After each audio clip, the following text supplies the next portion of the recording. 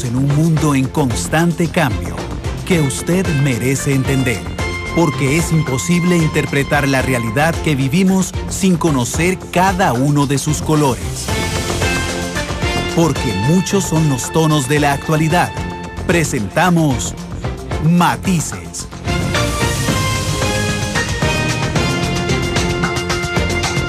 Una producción de Noticias Monumental.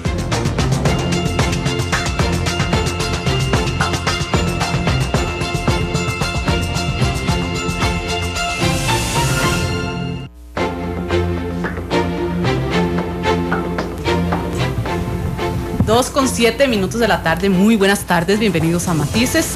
Hoy tenemos una agenda cargada de temas que pasa mucho por lo deportivo.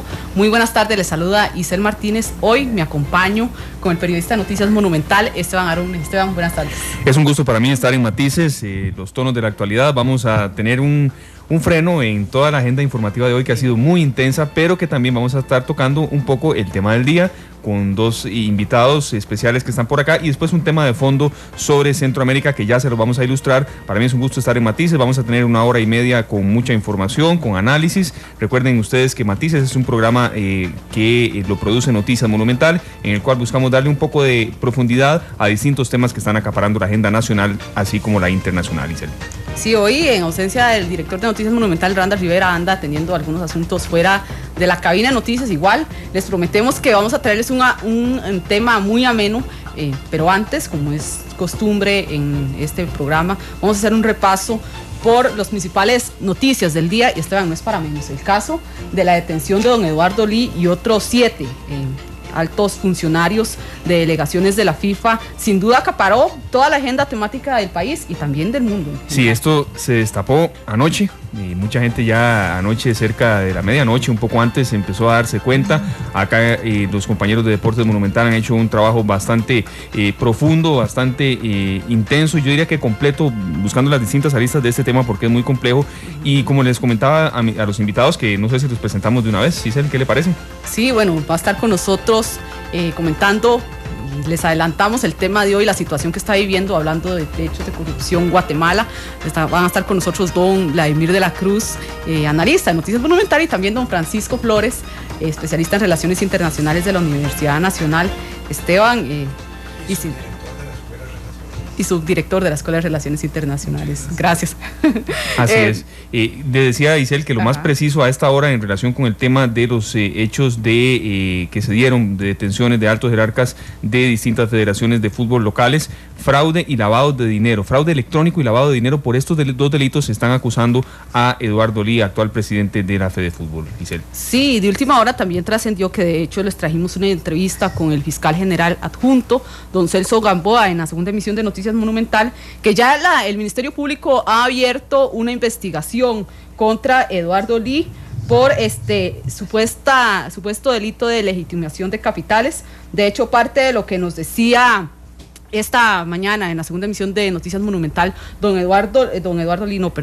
Celso Gamboa, que se daba un ejercicio responsable de la Fiscalía, que inició un proceso preparatorio a la investigación. Eso sí, don Celso también señaló que a don Eduardo Lee lo cubre el principio de la inocencia y que también las autoridades están dispuestas, oiga usted, Esteban, a aportar información a las autoridades internacionales. Sí, y es que se tiene que colaborar en investigaciones de este tipo, no se puede ocultar nada, y bueno, es parte de la actividad que tendrán que realizar en las próximas horas autoridades nacionales con este caso de las detenciones, ¿verdad? Pero sí, bueno, esto golpeó, la verdad, el acontecer nacional. Se insiste en que esto no va a repercutir en fogueos que tengan nuestras selecciones nacionales de fútbol, en planes de entrenamiento y demás, pero sí generan ruido, eso es innegable. Sí, sin duda a la comunidad que normalmente sigue el deporte fue la principal preocupación. Vienen el siguiente mes fogueos con España, con Colombia, con México, también viene uno, si mal no estoy, viene la Copa América, la CONCACAF, vienen Copa Oro competiciones, también. Sí, la Copa de Oro, vienen competiciones muy importantes ya, diversas autoridades. De hecho, hoy al mediodía en conferencia de prensa, don Juan Carlos Hidalgo, de la Federación Costarricense de Fútbol, ya reiteró, no se va a ver afectado ningún ninguno de los torneos en los que va a participar Costa Rica, ni ninguno de los encuentros que va a tener amistosos en los próximos meses, pero lo que sí escuchaba hablar a algunos colegas que cubren deportes en la mañana es que sin duda don Eduardo Lee también jugaba un papel muy importante en la atracción de fogueos. Vamos a ver quién se va a encargar de hacer este tipo de trámites en la Federación. Y también si alguien, esperemos que sea así, si alguien tendrá el miedo de por qué enfrentarse a Costa Rica, o tal vez la reticencia de decir que no a un fogueo contra Costa Rica después de esto que ha sucedido. Sí, y con respecto a esta detención en horas de la mañana también, que en la primera emisión de Noticias Monumental entrevistamos a Don Acuña, el analista jurídico de Noticias Monumental, y él decía que en este caso los detenidos, que recordemos que no es solo don Eduardo Lee, son incluso 5 latinoamericanos que están dentro de esta acción penal que fue de parte del Departamento de Justicia de Estados Unidos, de la Fiscalía fue el Departamento de Justicia de Estados Unidos. El Departamento de Justicia de los Estados Unidos, sí. Exactamente. Además de don Eduardo Lee, hay 5 dirigentes. Está don Julio Rocha de Nicaragua, don Eugenio Figueredo de Uruguay, José María Marín de Brasil y Rafael Esquivel de Venezuela. Cerca de 150 millones de dólares son los que se supone que han representado todos esos fraudes, Esteban, que han hecho desde hace 20 años, se supone, que es lo que dicen las investigaciones. Sí, es que esto lleva cola, como se dice popularmente, no es algo nuevo, es algo que se está investigando desde hace mucho tiempo y que, no se ha detenido con el transcurso del tiempo y que hoy da como resultado de estas detenciones que han, la verdad, acaparado atención. Revisé prensa internacional y en el diario Marca, el diario La Gazzetta dello Sport de Italia, uno de los más importantes en Europa, todos tienen fotos de Eduardo Lee. Sí, en BBC. Estamos apareciendo de esa forma. Y qué lamentable que se dé este tipo de noticias, Esteban, porque en este momento, y de hecho está en plena competición, uno de los torneos más importantes de ciclismo a nivel internacional. El Giro de Italia. Y André y Amador se ubican en ese momento en cuarto lugar en la etapa número 17 del Giro de Italia. Y ya todo el mundo se olvidó del logro de André y Amador en medio de todo este debate. Claro, pero ahí creo yo que los periodistas tenemos la labor de no hacerlo opacar, de informar de lo que está haciendo André y Amador, histórico, que tiene que dársele homenajes cuando llegue aquí. Esperemos que en las etapas que quedan pueda continuar con esa buena posición, pero ahí es donde viene la labor de los distintos periodistas que formamos opinión, de no dejar que un hecho así de negativo, de supuestos casos de corrupción y demás, porque tienen que ser probados, vienen unas investigaciones en boga, que no opaquen lo que se está haciendo bien en otros aspectos.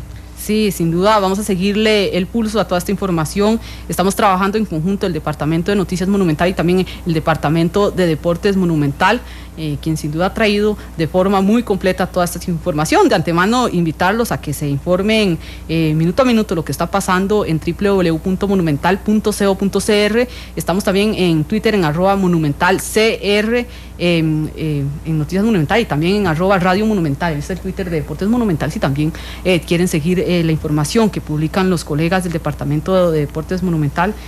Vamos a ver qué pasa, Esteban, pero es una investigación que es muy seria. Recordemos lo que nos decía en la mañana don Acuña, que los detenidos tienen 2 posibilidades: una, extradición voluntaria o forzada por Estados Unidos, que recordemos, en eso sí Estados Unidos es muy rígido. Sí, esto va a ser extenso, es decir, esto no es que se informó hoy y que ya termina. Viene un impasse porque, allá son 8 horas más, entonces son las 10 de la noche con 15 minutos y, viene un impasse quizá en estos momentos, pero las investigaciones seguirán y no será algo que se informe solo un día, sino que tendrá bastante seguimiento. Bueno, invitarlos, ¿verdad?, para que se mantengan informados en nuestras emisiones de Noticias Monumental y en redes sociales sobre esta información. Esteban, también fuera de todo esto que ha surgido con respecto al arresto de don Eduardo Lee y otros altos jerarcas de distintas federaciones afiliadas a la FIFA, se presentó hoy en la mañana el índice de confianza al consumidor que realiza la Escuela de Economía de la UCR, y es muy interesante y también preocupante el comportamiento que ha tenido el consumidor nacional. El índice en este momento, según la encuesta que realizó a 703 hogares, principalmente a las jefaturas de hogar, la Escuela de Ciencias Económicas de la UCR, el 40% de los entrevistados, o de los encuestados más bien, en este momento sienten nada más confianza o es el índice de confianza del 40% que representa este estudio. Se ha estancado en los últimos 6 meses. y en el último año ha bajado 10 puntos porcentuales. 10 puntos porcentuales. Sí, que eso también evidencia mucho la situación económica y la incertidumbre que hay en este momento. La incertidumbre que hay, que también toca a empresarios, que sí. toca también a los comerciantes y que genera también la preocupación de qué va a pasar en el segundo semestre del año que ya estamos por comenzar, ¿verdad? Sí, sí, sin duda. Y también a las 4 de la tarde vamos a tener información en vivo porque el bloque multipartidista está pidiendo y lo van a anunciar más bien a las 4 de la tarde al presidente de la República que declare estado de emergencia por las listas de espera. Por las listas de espera en los distintos hospitales, sí, de la Caja Costarricense de Seguro Social. Ha habido señalamientos, el tema del problema de las cirugías cardíacas en el Hospital México, ¿verdad? Falta de especialistas en el Hospital Nacional de Niños, que eso sí golpea. El Hospital Nacional de Niños es una bandera de la seguridad social y está con este problema de falta de especialistas que lo han denunciado en los últimos días miembros de este centro de salud. Y bueno, a revisar qué es lo que está pasando en la Caja, tiene esta tarea la presidenta de la Caja, María Rocío Sáenz. Sí, una situación muy lamentable y de hecho, Esteban, fue muy evidente, usted también que ha cubierto temas relacionados a salud, todo lo que pasó y la forma, bueno, hay que reconocer también que el tema de los extillizos era la primera vez que se daba en el país, pero eso también evidenció un poco las carencias, porque ningún centro médico pudo en totalidad atender la emergencia. Esto yo que un niño estaba en un hospital, médico, otro niño estaba en otro centro. Eso también evidencia la poca capacidad operativa que tiene lamentablemente las instituciones de la Caja, sin también quitarle el mérito al sistema social del país. Así es. Sí. Bueno, iniciamos el tema de fondo. Iniciamos con el tema de fondo, claro que sí, porque se las trae y ha tenido mucha información, sobre todo en los últimos días, Giselle. Usted nos dice de qué se trata. Sí, se ha desatado en las últimas semanas un hecho de corrupción en Guatemala, más bien que incluso se trajo la renuncia de la vicepresidenta del gobierno guatemalteco. Ya les anunciamos a nuestros invitados. Les volvemos a dar la bienvenida a don Vladimir de la Cruz, analista de Noticias Monumental, don Francisco Flores, especialista en relaciones internacionales, ya nos ha acompañado varias veces en Matices, y también subdirector de la Escuela de Relaciones Internacionales de la Universidad Nacional. Muy buenas tardes. Muy buenas tardes, gracias. Empezando por lo más general, también sería bueno poner en un contexto general Guatemala, su sistema político y la situación que trajo al país a atravesar esta crisis de corrupción que ha traído tantas repercusiones, don Francisco. Bueno, muchas gracias. Yo quisiera cederle el honor a don Vladimir, porque para hablar de Guatemala hay que irse más atrás. Es decir, no se puede pensar inmediatamente en lo que vemos hoy como un resultado espontáneo. Es una sucesión de acontecimientos que han marcado el origen y el destino de la nacionalidad guatemalteca. Si uno hace un repaso histórico, y eso que no se quiere ir muy lejos, tiene que entender que la Capitanía General de Guatemala fue donde se discutieron los grandes asuntos de Centroamérica, que tuvieron como resultado la independencia de Centroamérica del Reino de España. Entonces, para comprender eso, yo preferiría darle la palabra a don Vladimir para que nos sitúe en el contexto, porque yo quisiera referirme específicamente a la visión institucional de Guatemala después de los acuerdos de Esquipulas. Es decir, la paz de Esquipulas, el procedimiento para alcanzar la estabilidad y posteriormente la firma de la paz en Guatemala. Es un tema que yo podría establecer que son de principio lo que nos puede decir qué está pasando en Guatemala hoy. Y yo quisiera que tal vez por el ilustre conocimiento y destacado apoyo que nos ha dado don Vladimir, a sus alumnos, incluido yo, pues que él tal vez inicie con eso. ¿Qué le parece, don Vladimir? Nos parece bien, creo. Yo soy vivo, usted es el que sabe hoy más de estas cosas. Tal vez nada más, digamos, para no concentrarnos en una clase como de antigüedad de Guatemala, pero sí señalar, digamos, que en casi los 200 años de vida independiente que tiene Guatemala, es una sociedad que ha mostrado un desarrollo político violento. Es decir, si hay sociedades en el continente que uno podría decir que están caracterizadas por la violencia histórica, por la violencia institucional, por la violencia de los gobernantes. Venezuela es una de ellas. Guatemala es una de ellas.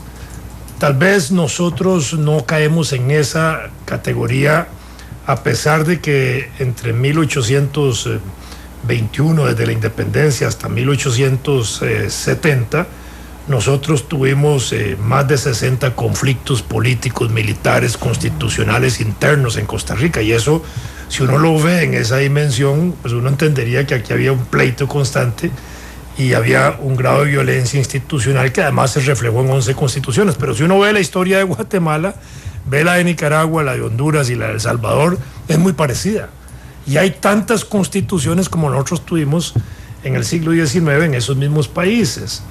Pero hay un rasgo que a nosotros nos distingue de ellos, que es el rasgo de presidentes o jefes de Estado militares. En el caso nuestro, pues hemos tenido muy pocos que han ejercido como tal. Y ese es un rasgo que sí nos destaca y nos distingue. Pero en el resto de Centroamérica, los militares han jugado un papel muy importante. De 55 gobernantes que han habido en Guatemala desde 1821, para poner un ejemplo, incluidos los de la República Federal, 33 creo que han sido militares. Eso da una idea del peso que tienen los militares, el ejército y la institucionalidad militar en ese país. Y de esos 55... 33 de 55. Sí, aproximadamente. Sí, Okay. Más o menos. Y de esos 55, 25 gobernantes han sido del periodo de 1950 para acá, de manera que también tenemos un proceso de mucha inestabilidad. Si nosotros vemos en el caso costarricense, donde hemos tenido desde el 53 hasta ahora 16 gobiernos, incluido el de Acción Ciudadana ahora, son 16 gobernantes. Pero, y si tomáramos en cuenta todavía la Junta de Gobierno de Figueres, son 17, digámoslo así, ¿verdad? Mientras que en Guatemala tienen casi el doble que nosotros, porque hay más inestabilidad. Y dentro de ese proceso es la inestabilidad también de los militares después de 1954, cuando producen el golpe contra los gobiernos revolucionarios de Arévalo y Arbenz. Y ahí se inicia, digamos, una escalada militar de violencia con represión, con asesinato masivo, y una situación que, digamos, ha llevado a una convivencia social en Guatemala donde la vida casi no vale nada.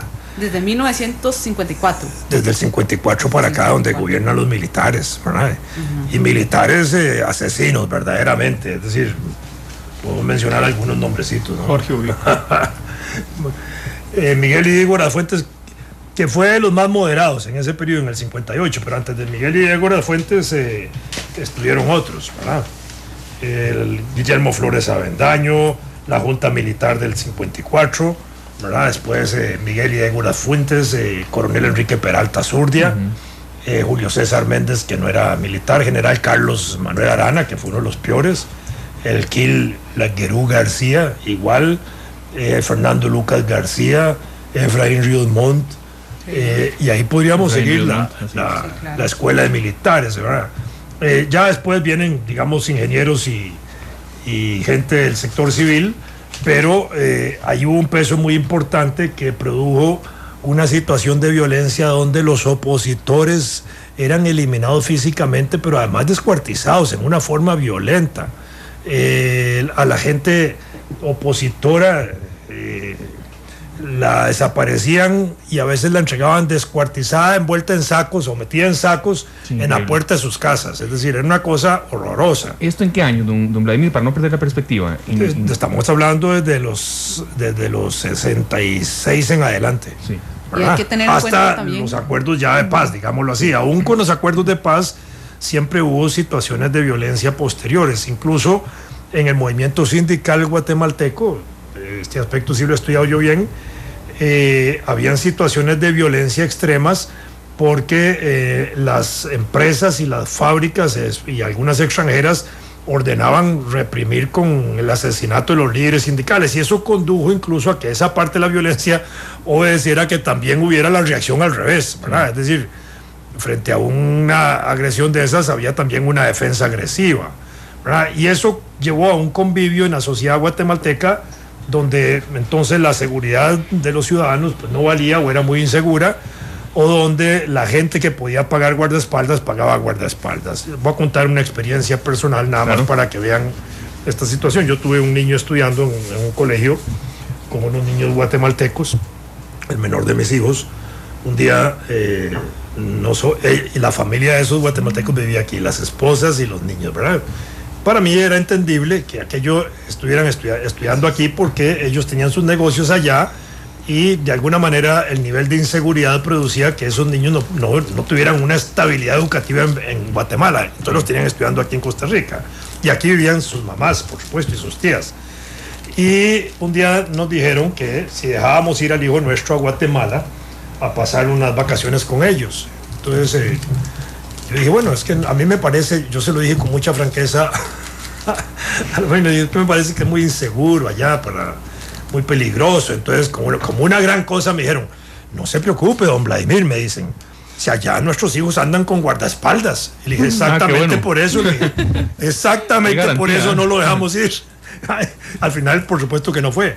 Pero eso para entender que esos niveles de relación social, de vida social, nosotros ni siquiera los tenemos en la cabeza. Sí. No nos pasa. No aparecen por nuestro pensamiento. Y cuando ya ciertas familias, clases medias altas o altas, tienen que andar con guardaespaldas, tienen que tener guardaespaldas en sus casas y tienen que tener un régimen de guardias privados para que protejan a las familias, porque los pueden secuestrar, porque pueden hacer un secuestro extorsivo, porque puede ser un secuestro más allá de lo extorsivo, puede ser por razones políticas, etcétera. Sí. Ya ahí no vale. Y estamos hablando ya de la época democrática, no es de la época de la represión anterior al 92, no, estamos hablando del 92 para acá.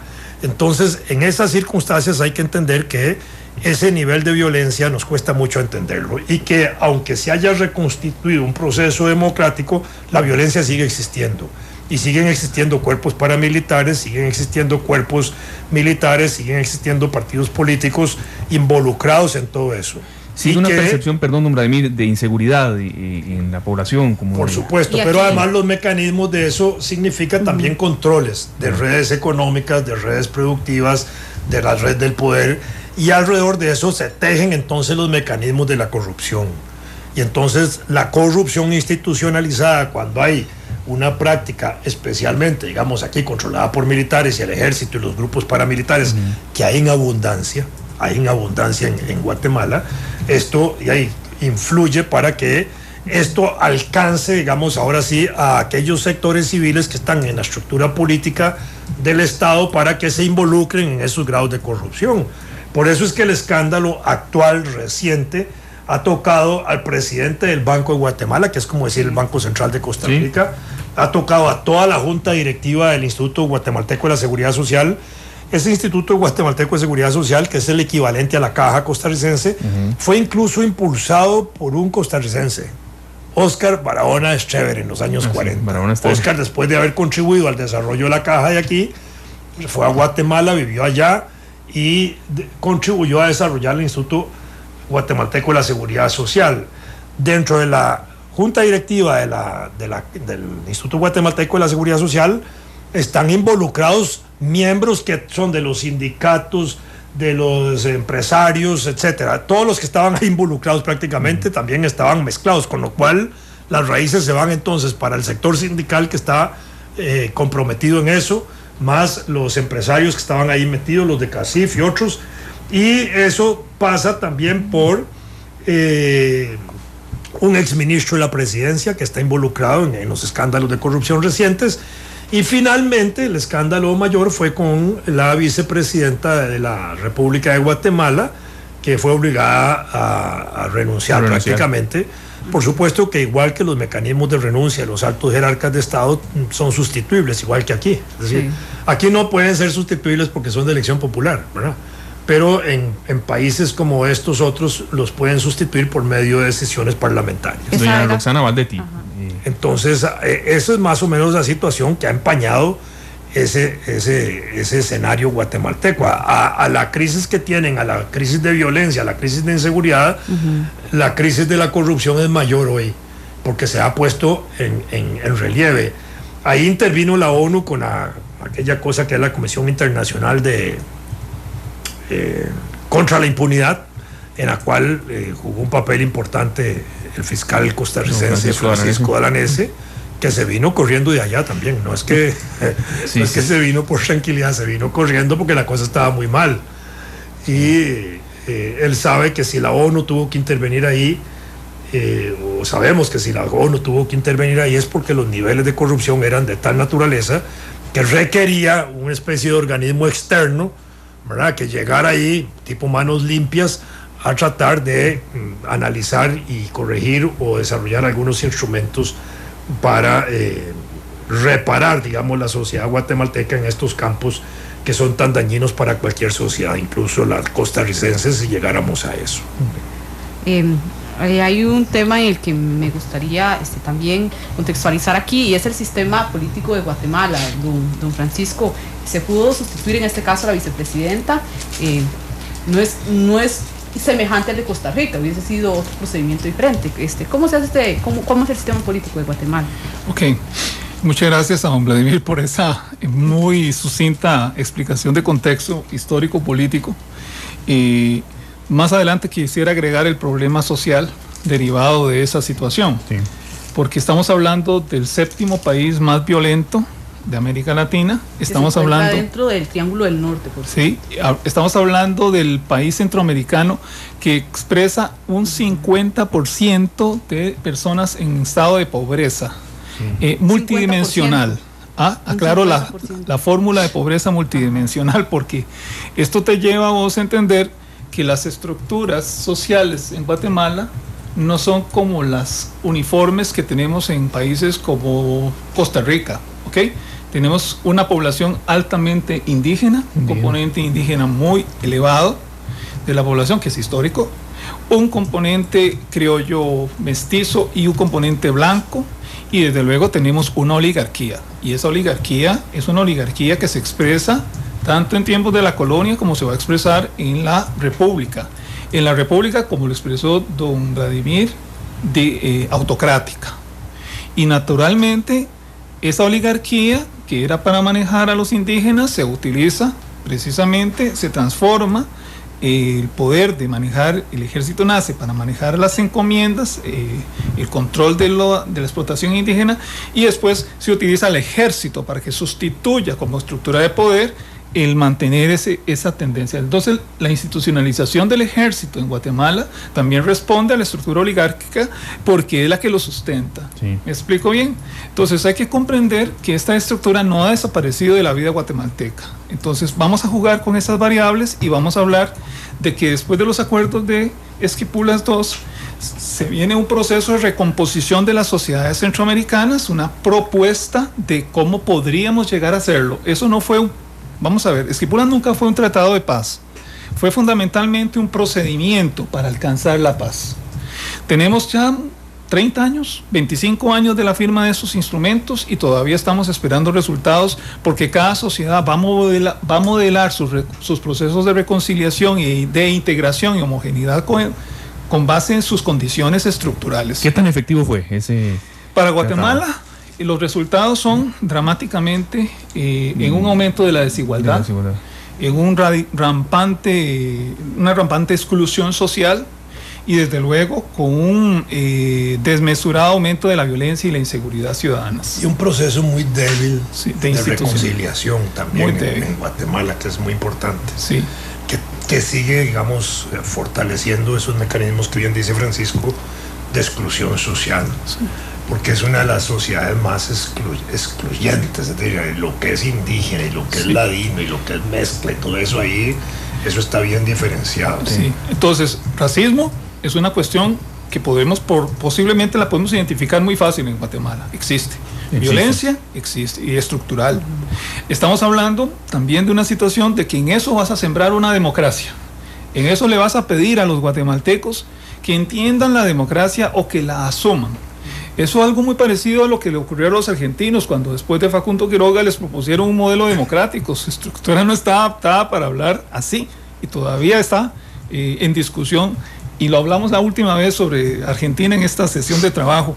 Yo quiero decirles que hay sociedades que son muy similares. Si usted conoce Bolivia, conoce mucho Guatemala, entiende que son sociedades estructuradas fundamentalmente de esa forma, de esa manera, sí. Y le da a usted una visión de qué tanto puede funcionar el modelo republicano democrático, porque esto es un modelo, no es más una aspiración que una realidad.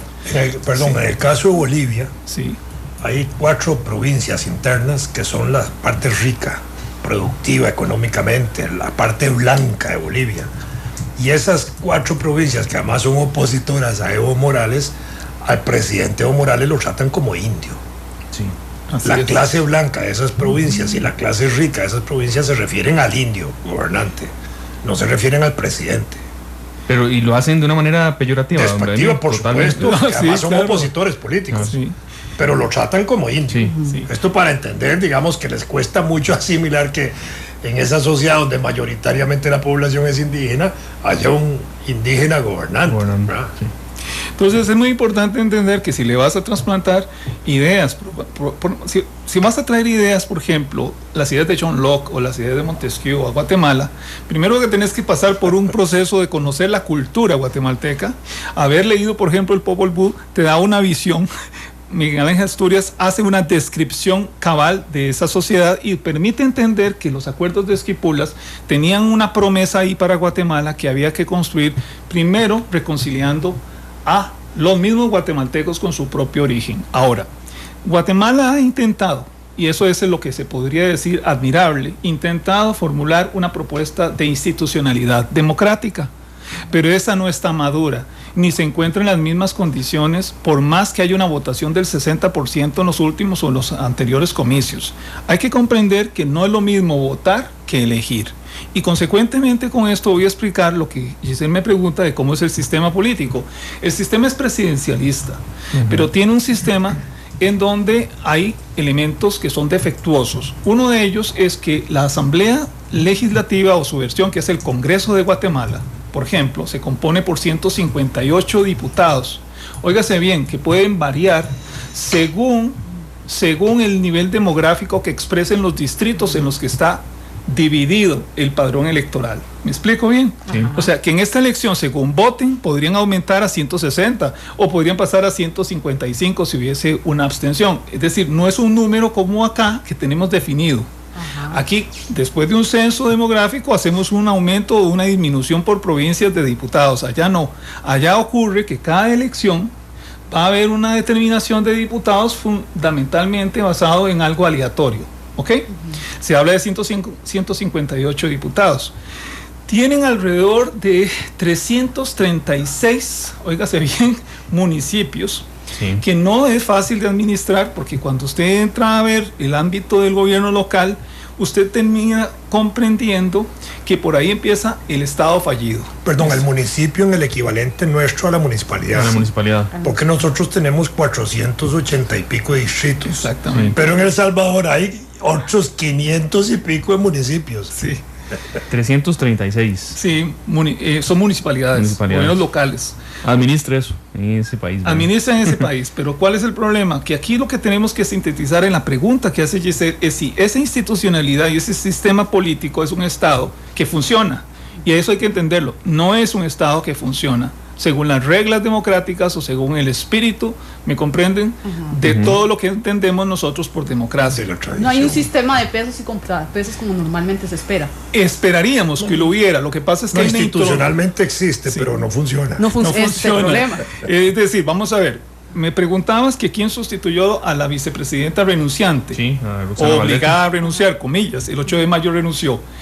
Pues un magistrado de la Corte Constitucional es el nuevo vicepresidente de Guatemala, pero es que no es un vicepresidente como los de aquí, no, es un vicepresidente administrador, me explico bien, él es el encargado como el primer ministro de todo el gabinete. Entonces cumple un rol que no cumple normalmente aquí en Costa Rica, lo tenemos como ministro de la presidencia. Un vicepresidente no hace de ministro de la presidencia. En Guatemala el vicepresidente hace de ministro de la presidencia, para ponerlo en forma más específica. Ahora bien, resulta que si analizamos Guatemala, el proceso del protocolo de Guatemala, que también reformula todas las instancias de integración regional y que reformula todos los procedimientos con los cuales vamos a tener un ángulo democrático para organizar la sociedad y para dirigirla, el problema en Guatemala es si la democracia le ha dado a los guatemaltecos éxito en sus vidas, distribución de la riqueza, le ha permitido avanzar en sus metas de desarrollo, seguridad ciudadana, por ejemplo, y la respuesta es no.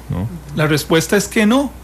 Lo que sorprende a los analistas es la reacción más reciente de manifestaciones, me comprenden, frente a la sede del presidente de la República, porque eso tiene un pequeño zócalo, no es tan grande como el de México, pero ahí están los palacios presidencial y consecuentemente se parece un poquito por la estructura colonial y cuando uno ve a esa gente desbordada en las calles de Guatemala, uno podría decir, esto no parece ser normal en Guatemala porque es un país que vive con miedo. Entonces no es posible entender cómo es que se ha podido expresar de una manera que posiblemente ahorita no tenga la organicidad que se deseara, porque fue por redes sociales, que fue una reacción frente a los acontecimientos que reseñó de manera apropiada don Vladimir. El primer escándalo que se suscita es el famoso escándalo de la línea, que es fundamentalmente asociado a la superintendencia de la administración tributaria, que es algo así como las aduanas. ¿Me explico bien? Resulta que ahí hay un tinglado, para decirlo. Que ahí se está involucrada la vicepresidenta. Sí. El secretario Monzón, el exsecretario de la vicepresidenta, era el jefe del esquema que se había montado para precisamente, óigase bien, esa es la administración aduanera que evita el contrabando. Al contrario, se auspició el contrabando desde la estructura formal del Estado. Y se implicaron en ello una enorme cantidad de personas de lo que llaman ellos el SAT. Ese primer golpe genera una reacción del pueblo de Guatemala en medio del proceso electoral en el que vive Guatemala. Guatemala inicia sus elecciones después del 7 de julio, cuando se terminan de inscribir los candidatos a la presidencia de la República.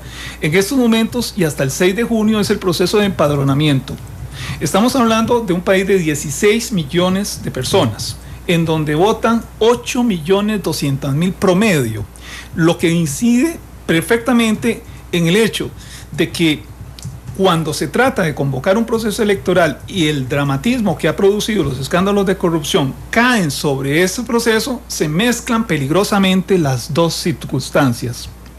Entonces, el descreimiento hacia la clase política no solo se ha extrapolado, sino que no ha habido un solo líder político que haya salido ileso, ¿me comprenden? Ni en el ejercicio de su labor en el Congreso de Guatemala, ni fuera de él. Entonces, hay un candidato que lideraba las encuestas, su partido se llama Líder, que es, ¿sí?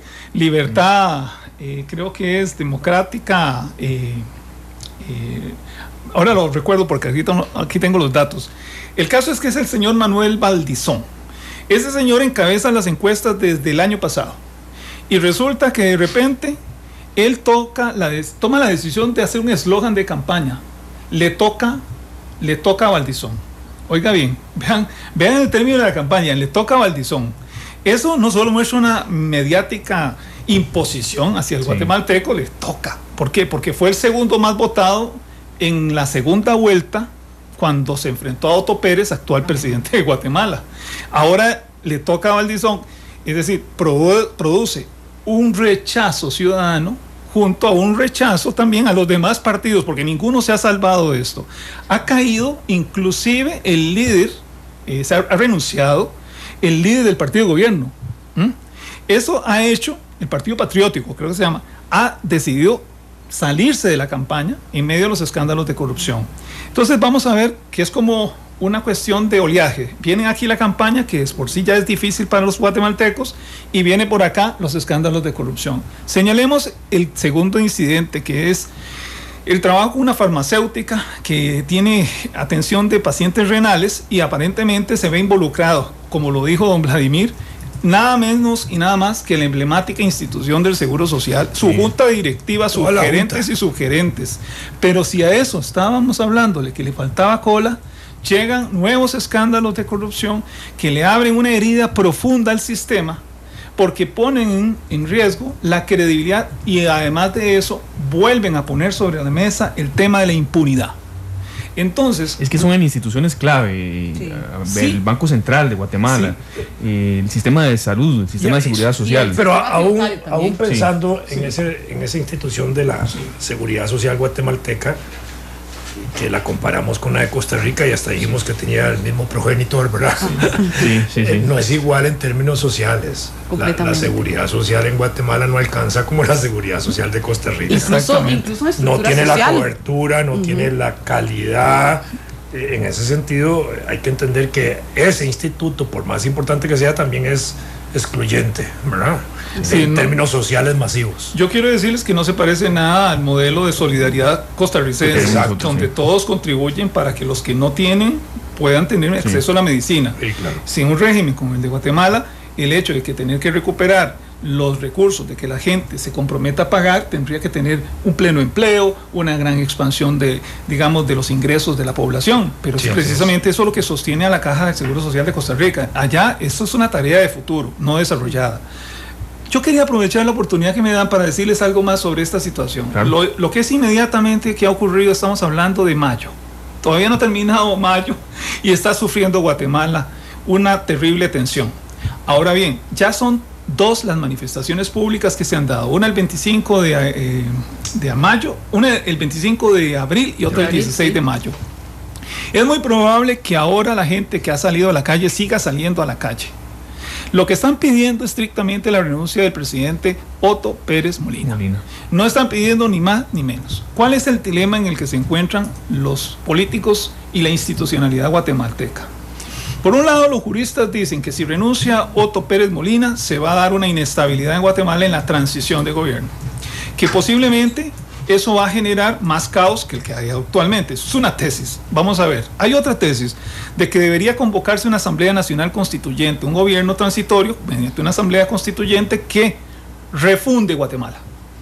Y que con base en ello, para que las elecciones se suspendan, que es lo que están pidiendo, se pueda garantizar que no se repiten los mismos esquemas ni las mismas personas. Entonces, por un lado, está ganando en la opinión pública la tesis de que hay que refundar Guatemala, que no hay que votar el 6 de septiembre, que lo que hay que hacer es parar las elecciones. Por otro lado, hay gente que desde el punto de vista constitucional dice que no se puede parar un proceso electoral debidamente convocado. ¿Qué prevé usted que pueda pasar, don Francisco? Bueno, yo creo, sinceramente, que la moneda está en el aire por una razón muy simple. Porque lo que la calle se está pidiendo con fuerza, con ánimo y con decisión, posiblemente ha generado ya reacciones en la institucionalidad. Primeras acciones. Los 116 diputados de los partidos que son, digamos, más representativos en el Congreso de Guatemala han tomado la decisión, todavía no han tomado la decisión, pero dicen que prometen una reforma al sistema electoral, al sistema de partidos, al sistema del servicio civil, y consecuentemente lo que ellos quieren curar son los reclamos que hay. Vamos a ver los reclamos que hay contra el sistema. Hagamos un recuento de los reclamos. El problema del financiamiento político de los partidos.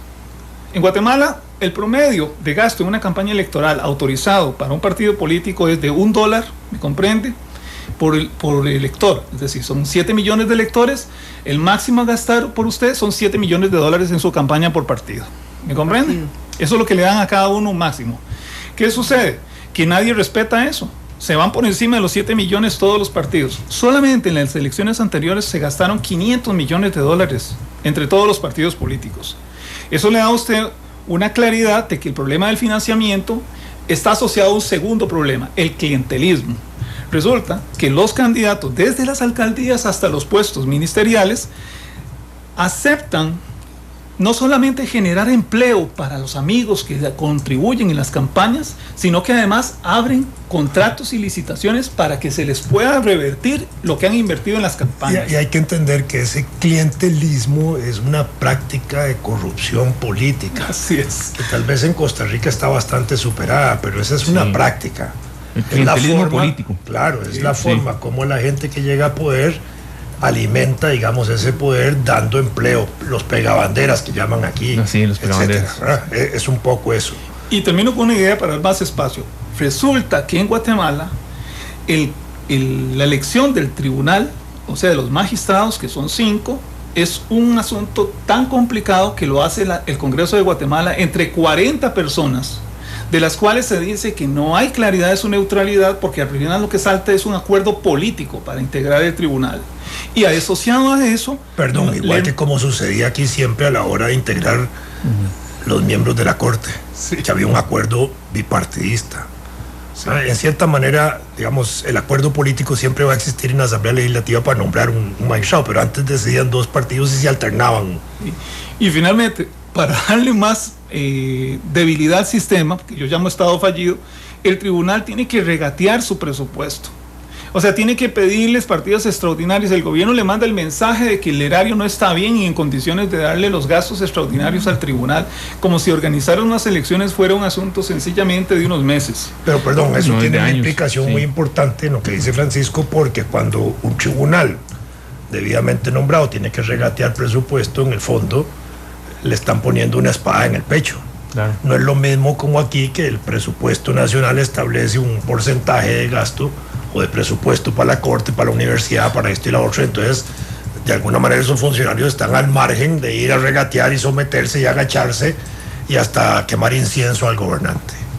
Yo termino por aquí, yo creo que he hablado mucho. No, me parece muy bien lo que está diciendo. No, Continúe. muy atinado el aporte, y sobre todo que nos pone en contexto de lo que fue y de cómo es el sistema actual en Guatemala. No sé, Isel, si vamos a una breve pausa comercial. Una pausa, la primera pausa comercial. Como no, son las 2 de la tarde con 52 minutos. Usted escucha Matices, los tonos de la actualidad acá en Monumental, la radio de Costa Rica. Yo me despido antes de estar en esta pausa comercial, no sin antes decirles que sí quisiera saber si los organismos internacionales pueden ayudar a Guatemala. Vamos a volver con eso en cuestión de instantes. Bueno, se está yendo la ONU.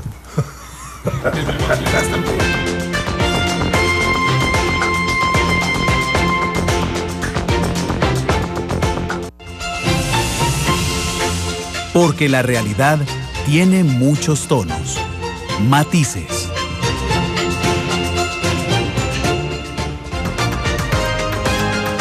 La actualidad, sus tonos, sus contrastes. Esto es Matices.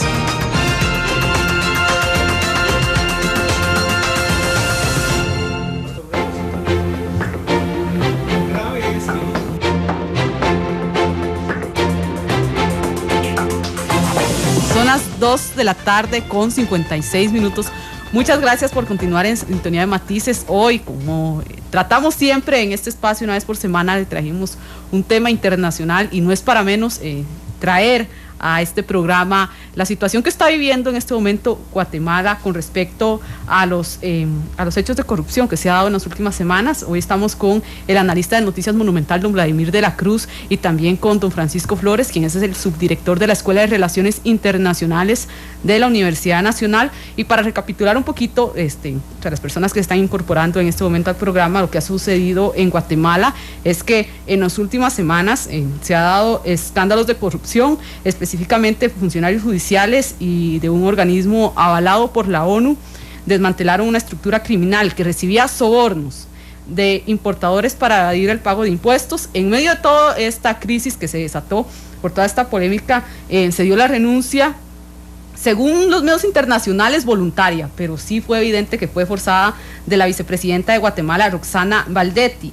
En su lugar fue jurado más bien como vicepresidente de la República en el gobierno de don Otto Pérez Molina, un magistrado, ex magistrado ya, Alejandro Maldonado.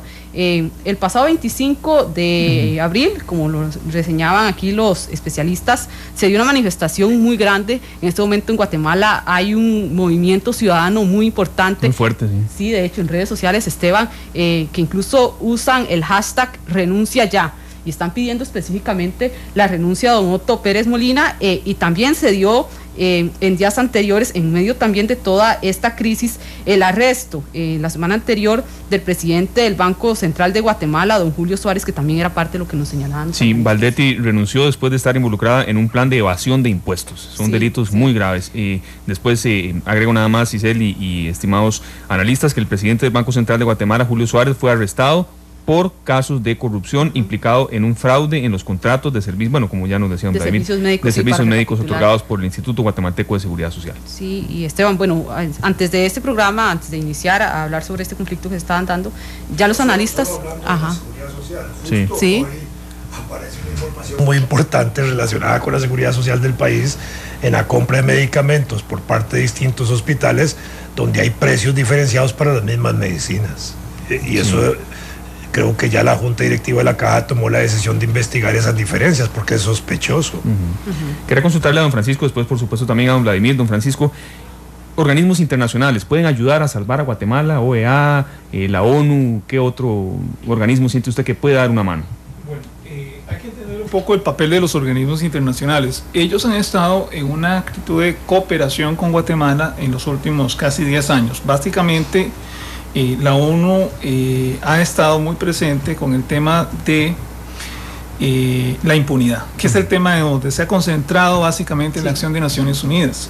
Hay una comisión que es la CEGIT, que es la famosa órgano contra la impunidad, que es una comisión que investiga, que tiene poderes especiales, como por ejemplo tiene acceso a expedientes judiciales, tiene acceso a escuchas, tiene una serie de prerrogativas de orden, llamémoslo penal, hacer expedientes, que no tienen básicamente ningún otro tribunal de Guatemala. Es decir, cualquiera podría decir que es una cesión de soberanía, pero es un acuerdo político para precisamente mostrar a la comunidad internacional que se están dejando ver las cosas, que no se están ocultando ninguno de los grandes problemas de la vida civil y política de Guatemala. Y que de alguna manera hay también interés de superar esas fallas institucionales para ir hacia una democracia más plena, más transparente, etc. Entonces, la comisión se llama Comisión Gubernamental contra la impunidad, básicamente. Es un organismo que, como lo decía don Vladimir, incluso estuvo integrándola a un costarricense, un exfiscal nuestro, Francisco Aranés, y podemos llegar a la conclusión de que este organismo había creído que su labor estaba terminada. Ahora bien, con motivo de los acontecimientos recientes, se le ha pedido a las Naciones Unidas una extensión del plazo de la comisión de cara a los comicios electorales. Y se está pidiendo su presencia más allá de lo que suceda, porque realmente, como ustedes preguntaron, ¿qué va a suceder en Guatemala? Es decir, si se van a exigir, no va a haber un organismo neutral que pueda comunicarle a la comunidad internacional qué está sucediendo objetivamente en Guatemala. Pero además de eso, también hay organismos que están observando las elecciones y que ya están convocados. ¿Me explico bien? Ahí están los organismos de la cooperación interamericana, hemisférica. Hay posibilidades de que el proceso sea muy observado. Yo creo que no hay duda. El proceso de Guatemala va a ser muy observado. Pero veamos, en estos momentos se inició el proceso electoral hace un mes en Guatemala. Pero antes de que se iniciara, muchos partidos fueron castigados porque iniciaron la campaña sin permiso. Uno de ellos fue la ex primera dama Sandra Torres del Partido Unión de la Esperanza, Unidad para la Esperanza, creo que es Unión para la Esperanza. El partido de la señora, que es ex primera dama, ella fue la cónyuge del expresidente Colón, básicamente planteó una campaña antes de iniciar y fue amonestada. Pero además de eso, hay una situación. Entre los partidos políticos hay transfugismos. Unos se pasan de partido al otro, como decir, sin pérdida de tiempo. Lo que pasa es que como está abierto el proceso de inscripción de los partidos hasta el 6 de julio, es muy probable que todavía no tengamos el panorama claro. En estos momentos hay 15 partidos que dicen que van a participar. Lo que sucede con esos partidos políticos es que están en intención de voto básicamente casi todos. El único que tiene una intención de voto pero que le alcanza solo para una primera ronda es don Manuel Valdizón, ¿me comprenden? Del partido que se llama Libertad Democrática Renovada. Ese es el partido del líder. Resulta que en las encuestas le dan de 33 a 35. Él asume, su campaña asume que tiene más del 50. Pero eso no está aprobado porque lo cierto es que todavía no se ha cerrado el proceso de inscripciones. Lo que sucedió con el Partido Patriótico, que perdió su candidato, que era el ministro de Comunicaciones del actual gobierno de Otto Pérez Molina, fue que al salir él de la escena política, la famosa, llamemos, lucha entre dos grandes no se dio. ¿Me explico? Porque el Partido Patriótico tiene una fuga total de gente, de sus candidatos a alcaldes, de sus dirigentes en la asamblea, en el Congreso, y esto ha generado una enorme tensión porque los demás partidos políticos también están jugando a la expectativa de una coalición antes del 6 de julio.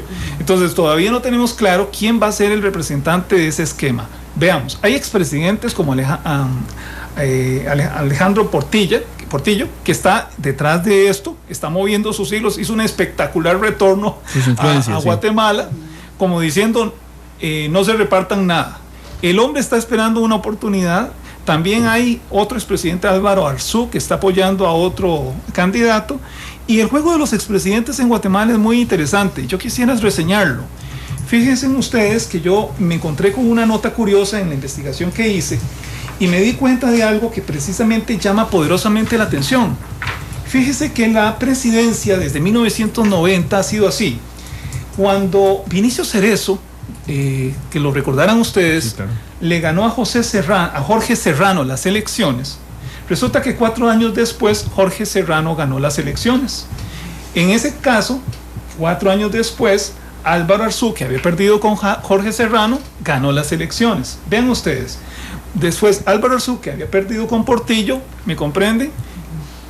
Recuperó el poder. Entonces, Alfonso Portillo, perdón, es el nombre, perdió con Arzú, pero luego derrotó a Óscar Berger.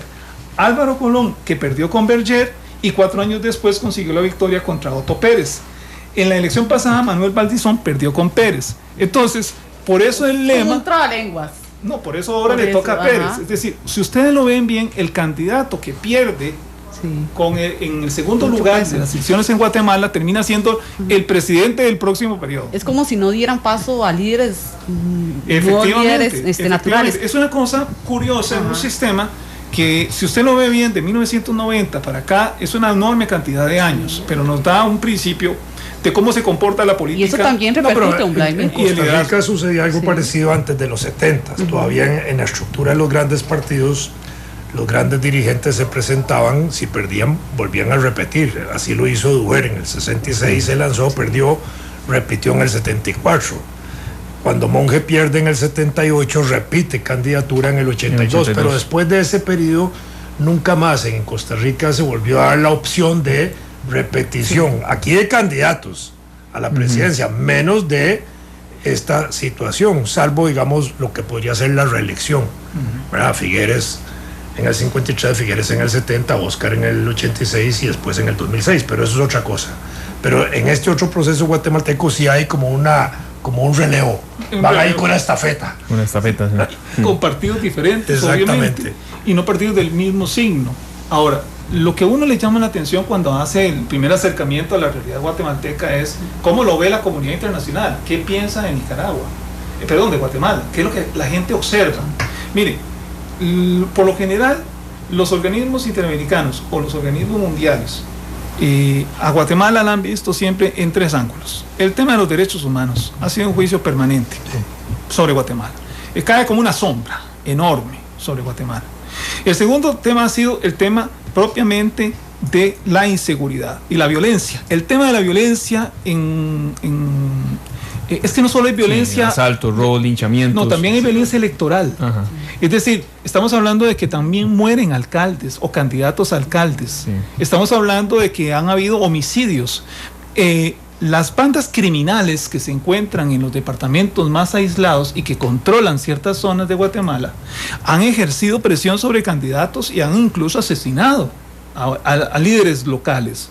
Estamos hablando que hay una violencia electoral que está probada, pero al mismo tiempo caemos en la tercera condición de cómo la comunidad internacional juzga a Guatemala, el tema de la impunidad. Ese es el tema más sensible y ese es el tema que se ha desbordado en las últimas semanas. Porque lo que piensan los guatemaltecos es que no va a haber, con las personas que están en estos momentos indiciadas, el nivel de justicia que ellos esperan. Entonces, ellos creen que mejor renuncian todos. Y también, ¿por quién van a votar? Si lo que están haciendo sencillamente es sustituir a los mismos de siempre. Es como usan el lema de que van a votar por las mismas personas y que no va a haber un cambio real en Guatemala. Entonces, ese sentimiento, ese dramatismo con el que se miran las elecciones, que en menos de 100 días se pueden dar en Guatemala, llega a la conclusión de que la gente está siendo llamada primero a que vote nulo y ahora hay un llamado prácticamente a no votar. Es decir, ya hay una conciencia de que dando el voto nulo se va a dar un porcentaje electoral para que haya elección. Ya la gente está reaccionando de distinta manera y está diciendo, es que no hay por quién votar. Eso es malo para Guatemala, pero eso lo observa la comunidad internacional. Está atenta a la evolución de los acontecimientos, porque un movimiento en falso ahorita en Guatemala podría llevar al traste con lo que ahorita tenemos, digamos, en cierto grado de institucionalidad. ¿Me explico bien? Sí. Posiblemente un mal movimiento pueda producir un elemento, llamémoslo dominó, que hace que caigan más piezas de aquí. La renovación del gabinete por parte del presidente Molina Pérez no fue satisfactoria. La gente no está contenta con los cambios que se dieron. No interpreta que hubo realmente un acuerdo. Hay una resistencia a creer que los diputados en el Congreso de la República votarán las reformas antes de terminar esta administración. Pero son reformas que de aprobarse no se van a poner en marcha hasta después del 6 de septiembre, no antes de hecho. Entonces, vean la circunstancia, parece ser que estamos como en una situación, llamémoslo de un callejón, donde no tenemos una salida clara y no la tienen los guatemaltecos y los organismos internacionales. Pregunta a usted, Giselle, ¿qué pueden hacer si aquí todavía estamos bajo el principio de la soberanía de los estados y el derecho y la responsabilidad de proteger es un principio que la comunidad internacional está comenzando a bosquejar? Porque si por ello fuera y existiera, salvo el caso de Libia, cuando se dio un área de exclusión aérea para poder derrocar a Gaddafi, no se ha dado ningún acontecimiento donde la comunidad internacional se haya puesto de acuerdo, realmente de acuerdo con algo de objetividad para proteger ciudadanos en conflictos armados o en conflictos civiles o en conflictos violentos. El caso, ustedes lo ven venir. Vean, por ejemplo, Siria, vean ustedes la ofensiva de Israel sobre Palestina. Es decir, la comunidad internacional no se pone de acuerdo cuando tiene que ponerse de acuerdo. La situación es que sencillamente nadie se pone de acuerdo. Esto nos recuerda históricamente una serie de situaciones previas, cuando, por ejemplo, entre la Primera Guerra Mundial y la Segunda Guerra Mundial nadie se ponía de acuerdo y los acontecimientos se dieron de forma dramática. Lo que vivimos desde el punto de vista de las relaciones internacionales es que no podemos ignorar el grado de responsabilidad que tienen los estados democráticos y la comunidad internacional para observar atentamente la evolución de los problemas en Guatemala como si no fueran a desbordarse esos problemas sobre el resto de Centroamérica. Es decir, hay una visión tan egoísta, es decir, una visión como si no nos importa lo que pase. Vean México, por ejemplo. México debería importarnos mucho, debería importarnos muchísimo, debería importarnos toda Centroamérica, y estoy hablando como costarricense, y usted ve una resistencia al tema de la integración por todas partes, pero es una resistencia como si pudiéramos vivir aislados. Y ya no se puede ¿realmente podemos seguir con esa presunción? No. Sí. No, pero los organismos internacionales tampoco colaboran mucho. No pueden actuar, es decir, actuar directamente. Si hoy juegan un papel importante en la observación, en meterse en un país como Guatemala cuando hay un acuerdo para aceptar que estén ahí, ¿verdad? Como decía bien Francisco, hay como una cesión casi de soberanía, tampoco ellos están gobernando ni administrando. De alguna manera, lo que está resultando, dichosamente, es una especie de apertura de la sociedad guatemalteca para que pueda ser mejor observado el proceso de vida en Guatemala, político, social, económico, etcétera, que trate de garantizar un desarrollo democrático, que no está funcionando adecuadamente, a pesar de que ha sido superada la etapa de los militares y todo eso. Esa constitución democrática estructural no está funcionando, aunque haya régimen de partidos políticos, aunque haya elecciones. Todavía son elecciones con limitaciones muy importantes para el ejercicio práctico, diario de la vida político-electoral, de la vida de los mismos partidos. Tienen limitaciones de actuación pública, no pueden participar en cualquier momento. Aquí, por ejemplo, cualquier político, cualquier partido puede hacer política las 24 horas del día, los 365 días del año, porque está garantizado eso como una expresión de libertad de opinión. Sí. Y no tiene limitaciones. Ahí no hay limitaciones todavía importantes. Estas movilizaciones que se están haciendo en Guatemala hoy quizás están dentro de ese marco importante que oriente a abrir un poco más la estructura y a mostrar, me parece a mí, una inconformidad, una insatisfacción, una desconfianza en que lo que está hoy estructuralmente gobernando como instituciones, partidos políticos, gobierno, corte, todo eso, es lo mismo y es el mismo manto, digamos, que podría estar afectado por la impunidad, digámoslo así, ¿verdad? Sí. Y entonces por eso es que hoy se cuestiona también al propio presidente de Guatemala, y por eso esas marchas están orientadas a que se cambie todo, porque ya el desborde de la corrupción llegó a un nivel tal que me imagino yo que así pensaban los guatemaltecos, ya lo que procede es eliminar todo lo que puede producir un manto de cobertura, de protección, de impunidad y además de inmunidad. Y entonces ahora va todo por todo. Entonces viene la discusión de si esto es procedente en un proceso electoral o no, y el proceso es igual, es como es como un caracol o como un perro mordiéndose una cola. Es decir, al final damos vueltas. Si suspendemos el proceso electoral, bueno, es un círculo vicioso. ¿Quién sigue? El gobierno sigue en ejercicio. Sí, se tiene que ver quién sigue. Si suspendemos al gobierno, ¿quién sustituye? ¿Quién? El de la Corte, que fue nombrado ahora, que pasaría a ser presidente. Sí. ¿Verdad? Si de alguna manera ha habido también un cuestionamiento a esas instituciones. El Parlamento o el Congreso de Guatemala está totalmente cuestionado también. Las reformas políticas no pueden implementarse antes del proceso electoral, serán post. Y al final de cuentas, la insatisfacción de la gente va a resultar en los mismos términos. Pero también, solo que hubiera una situación, para ponerlo en equivalencia a algo así a las movilizaciones populares en aquellos países árabes hace varios años, sí, cuando hicieron caer gobiernos. Así es. Pero no han, en esos mismos países árabes, restituido instituciones democráticas, no han generado más democracia, lo que se llamó primavera árabe, hoy podríamos decir que es un otoño árabe, y hasta un invierno en algunos países. Entonces, ¿qué nos garantiza que en Guatemala se pueda producir un movimiento de primavera, entre comillas, que no sea un otoño o algo así? Sí. O que los militares, es la parte, por eso yo empecé señalando el papel de los militares en la historia de Guatemala, de pronto ante una situación de incertidumbre, tomen la decisión ellos de asumir el gobierno. Cuidado ahora con la presencia de estos militares extranjeros. Sí.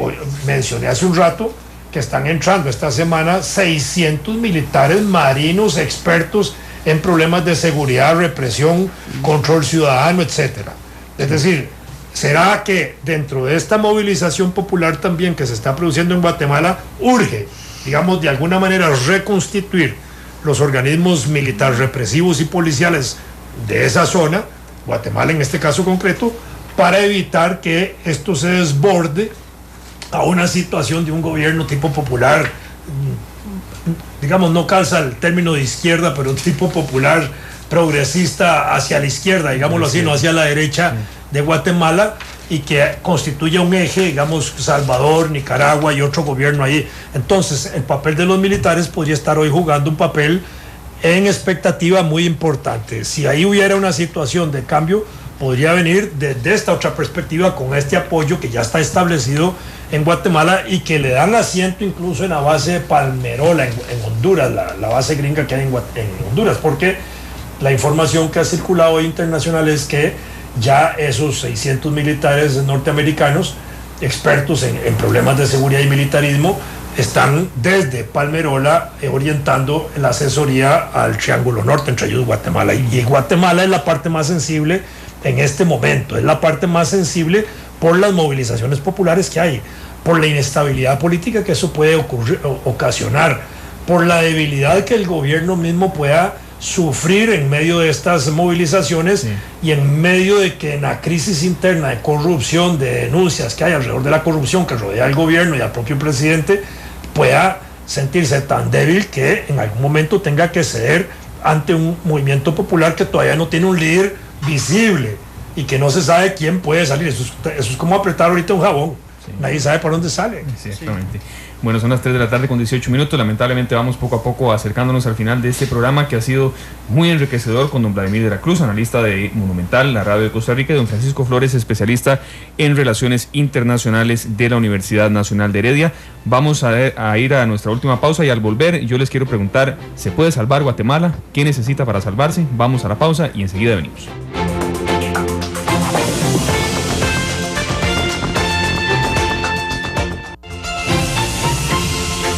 Porque la realidad tiene muchos tonos, matices. Analizamos los tonos de la actualidad.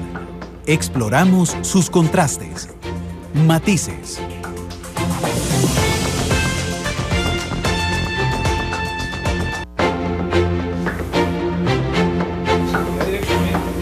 Son las 3 de la tarde con 21 minutos. Estamos acá analizando. Muchas gracias a don Francisco Flores, especialista en Relaciones Internacionales de la Universidad Nacional, y al analista político don Vladimir de la Cruz. Lo que pasa en Guatemala, un país que es cercano a Costa Rica, una realidad que no podemos detener y que precisamente merece un análisis que aquí lo hemos estado haciendo durante prácticamente hora con 30 minutos, Gisela. Sí, sin duda. Un país que está cerca, somos vecinos centroamericanos, pero en un contexto completamente diferente, Esteban. Hace algunos momentos fuera de micrófono estamos hablando precisamente de la diferencia que hay, principalmente en cuanto a clases sociales tan marcada que se da en Guatemala, que es algo un poco difícil de entender. Aquí en Costa Rica la mayoría, la clase mayoritaria es la clase media. En Guatemala refleja nada más un 10% de la población, que es la que en este momento está haciendo todo este tipo de movilizaciones. Bueno, yo quería decirles que si en Costa Rica tenemos menos del 7% de la población indígena, esa ecuación en Guatemala es exactamente al revés. ¿Me explico? Tenemos más de un 60% de la población indígena frente al resto de la población, cuya composición es totalmente variopinta, pero no necesariamente es hegemónica, racialmente hablando. Y si la palabra está mal usada, podría decir mejor étnicamente hablando. Étnicamente. Ahora bien, yo quiero decirles algo. Los partidos políticos, si usted revisa los programas de cada uno de ellos, no están enfrentando ni una sola preocupación en el orden ideológico. No hay un planteamiento, y por eso don Vladimir tiene razón, no hay una izquierda, ni hay una derecha, ni hay un centro ideológico desde el punto de vista programático. La propuesta para Guatemala no concurre con elementos de propuestas de desarrollo, propuestas de tipo país, proyecto país, es decir, lo que habitualmente podría competir en un proceso electoral son programas y consecuentemente liderazgos que puedan llevar a la práctica esos programas. En Guatemala estos elementos no ocurren, o no concurren, o no son visibles. Lo que hay sí visible es la ausencia de ideología. Cuando usted, por ejemplo, ve los programas de los líderes, tanto que están adelante como están atrás de la carrera electoral, se dará cuenta de que puede impactar fácilmente una resolución o un proyecto en el Congreso o entre ellos para hacer formaciones electorales, porque lo hacen sobre personas y no lo hacen sobre proyectos. Entonces se vuelve transaccional la democracia.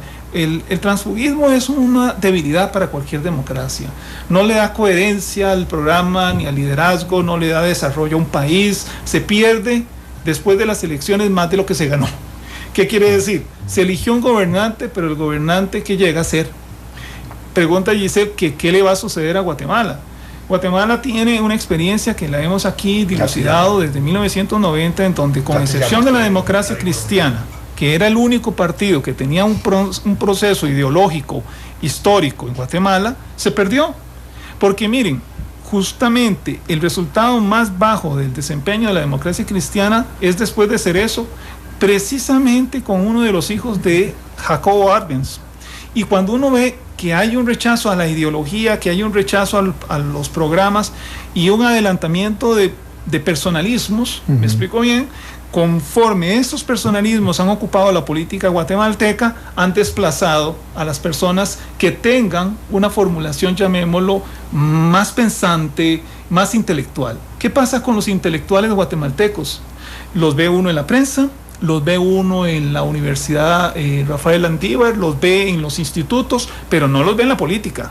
Difícilmente usted va a encontrar un intelectual de peso en la política guatemalteca. Vean un ejemplo de eso. Algunos muy por debajo o atrás del escenario como asesores, nada más. Vean, por ejemplo, el candidato Manuel Valdizón.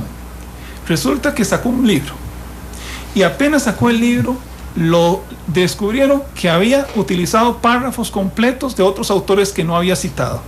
Eso fue grave. Sí. Retiró la publicación. Pero eso muestra que no hay ni siquiera una preocupación por el electorado, en el sentido de que ese traspié no lo ha debilitado. Yo creo que en este país hubiera sido un traspié tremendo. Pero vamos, el hecho de utilizar me divorcio de mi esposo porque la Constitución me prohíbe a mí postularme a la presidencia de la República. Ninguna corte ni tribunal aceptó esa estratagema que montaron. Y ahí está la señora Sandra Torres compitiendo por la presidencia de Guatemala junto al señor Valdizón, para poner dos nombres. ¿Y qué es lo que puede ocurrirle a Guatemala? que precisamente lo que les dije, de toda la formulación electoral y el transfugismo salga antes del 6 de julio otro redentor a decir, como los demás están mal, yo voy a estar a la cabeza de esto. Pero resulta que sería para sembrar un candidato en la segunda ronda, no necesariamente para sacar un redentor para ganar en la primera. El tiempo no lo permitiría porque habría que crecer a ritmos de 5% y eso no lo da la campaña electoral guatemalteca.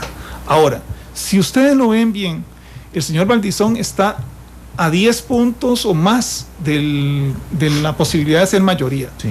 La señora Sandra está cerca también, pero está como a 20 puntos. El candidato del gobierno que se retiró era el que estaba más próximo a este esquema y había un empate técnico entre los tres. ¿Qué nos queda? Yo pienso de esta forma. Lo que queda en Guatemala, por lo menos desde el punto de vista de lo que uno observa, es que haya un nivel de contención, me explico bien, por parte del tribunal que debería que ejercer ese liderazgo, un verdadero árbitro de la contienda, para poder enfocar el tema de las elecciones en forma imparcial. Eso le devolvería un grado de certeza al proceso del 6 de septiembre, un tribunal fortalecido. Por otra parte, me parece a mí que la ayuda que le pueda dar el gobierno, el ejecutivo, a los guatemaltecos debería ser seguir los procesos judiciales y seguir las capturas de todas las personas implicadas en los actos de corrupción. Es decir, visibilizar más que se están haciendo y se están cumpliendo los objetivos de lucha contra la impunidad. Uh-huh. Y un tercer elemento que podría contribuir a la estabilidad es que obviamente los partidos políticos bajen el tono con el cual están desarrollando esta campaña. Porque si usted abre la prensa guatemalteca, yo les voy a decir, en Costa Rica hace mucho tiempo ese tono, o si lo hubo, ¿verdad, don Vladimir? Así es impropio. Es decir, no ayuda, no colabora. No contribuye el lenguaje que se utiliza porque es agresivo. Es 100% agresivo. Yo diría que entra en la línea de lo difamatorio. Porque no habiendo pruebas, lo que te queda es una página de un periódico donde puedes llamar al otro del modo que te convenga y no hay un tribunal que pueda contener esos excesos, y ahí es donde precisamente la suerte del tribunal actual en Guatemala, el Tribunal Supremo, debería ser que intervenga y que se apoye en la cooperación internacional y se apoye en los observadores internacionales para fortalecer su rol. Yo no veo posible, por lo menos desde el punto de vista jurídico, que se vayan a detener las elecciones en Guatemala, porque como bien lo dijo Giselle, parece responder el proceso electoral a las élites políticas que están vinculadas al poder y que necesariamente no van a querer detenerlo. Yo no las veo a ellas deteniendo el proceso, no veo un espíritu cívico de esas dimensiones, veo una institucionalidad muy débil para poder imponerse, sugerir o incluso un Congreso capaz de aprobar reformas políticas trascendentes, aunque me queda la duda de que si sería suficiente aprobar reformas electorales, ley de partidos políticos, ley del servicio civil, ley de contratación, para poder limpiar un poco la atmósfera, llamémoslo, tan raleada que hay en ese país. Uh-huh. No les puedo decir que veo un país en una situación estable, veo un país en una situación tensa en la que posiblemente va a depender de estos actores que hemos aquí descrito el resultado final de lo que ocurra, y no tanto de los que observamos. Don Vladimir, en pocos segundos, ¿se puede salvar Guatemala? Yo pienso que sí, sin embargo, lo que está en evidencia es la debilidad del Estado de Derecho en Guatemala, es decir, la institucionalidad débil del Estado guatemalteco que produce esta incertidumbre, esta situación en que puede resultar cualquier cosa. Obviamente el proceso electoral está hecho para ser manejado por las élites guatemaltecas, las élites políticas, sí. Pero esas élites políticas pueden en algún momento ceder ante la fuerza de los militares. Yo pienso que en este momento los militares pueden seguir jugando un papel importante, aunque después de 1990 en el continente los militares quedaron arrinconados, digamos, con el resurgimiento de los procesos democráticos en el continente. Ha habido golpe de Estado en Honduras, hubo una destitución, intento de golpe de Estado en el 2002 en Venezuela, destitución de un presidente constitucionalmente a través de mecanismos constitucionales en Bolivia, en Paraguay, perdón, y en ese sentido, frente al golpe de Estado de Honduras no se pudo hacer nada. y de alguna manera estamos en Centroamérica, la misma Centroamérica, y Honduras formando parte del Triángulo Norte, en una situación que señala de que ya se puso a prueba que el golpe de Estado puede funcionar.